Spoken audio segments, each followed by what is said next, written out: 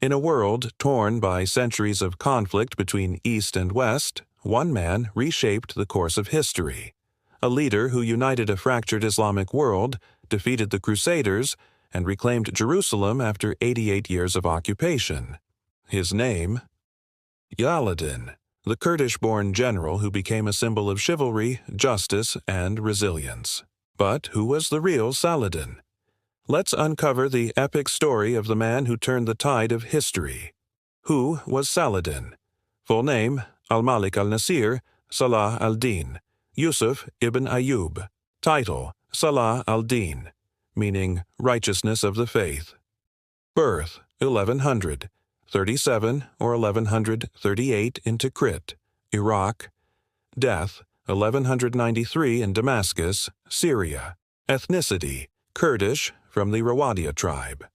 Legacy, founder of the Ayyubid dynasty, which ruled Egypt, Syria, the Hejaz, Yemen, and parts of North Africa.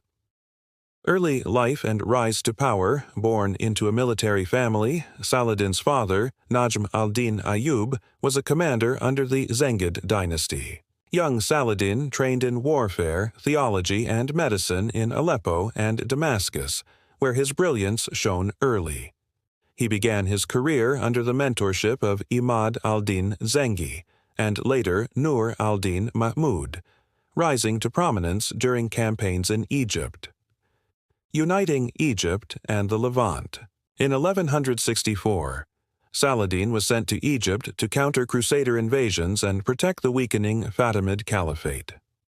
By 1171, he abolished the Shia Fatimid regime, restoring Sunni rule. After Nur al-Din's death in 1174, Saladin seized the moment to unify Syria, Palestine, and the Hejaz under one banner, founding the Ayyubid dynasty. His ability to unite rival Muslim factions was as remarkable as his military genius. The Battle of Hattin, 12th century Saladin's greatest triumph, came on July 4, 1187, at the Battle of Hattin, near Lake Tiberias. Facing King Guy of Lusignan's Crusader army, Saladin used masterful tactics.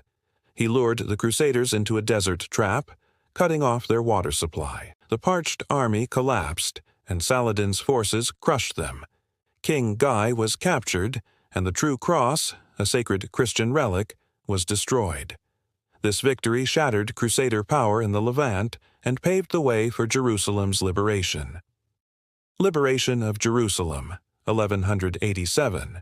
On October 2, 1187, Saladin entered Jerusalem, the holiest city in Islam and Christianity, after 88 years of Crusader rule.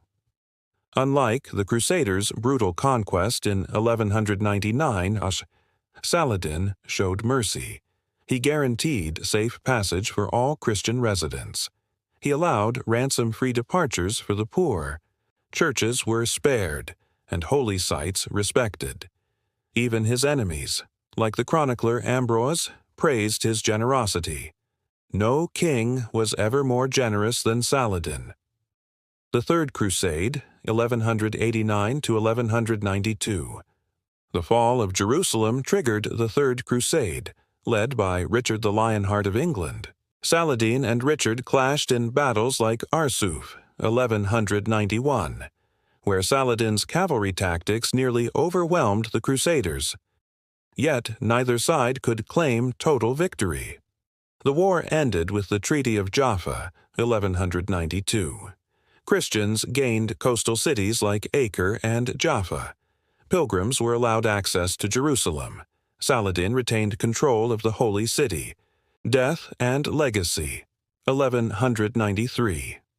Saladin died in Damascus on March 4, 1193, aged 55 to 57. Despite ruling an empire, his treasury held only 47 dirhams and 1 dinar, a testament to his integrity. His mausoleum in Damascus bears the inscription, "O you who have honored Islam through him." Why Saladin still matters today. A unifier, He bridged ethnic and sectarian divides, rallying Muslims under a common cause. A leader of mercy. His treatment of enemies redefined medieval warfare, a global icon. Even European chroniclers called him a noble and courtly knight. A symbol.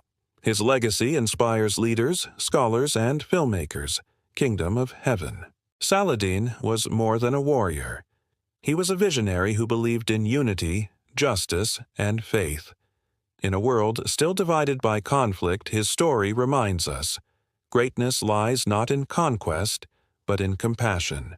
Don't forget to like, subscribe, and hit the bell for more history stories that shape our world. Share this video to spread the legacy of Salah al-Din.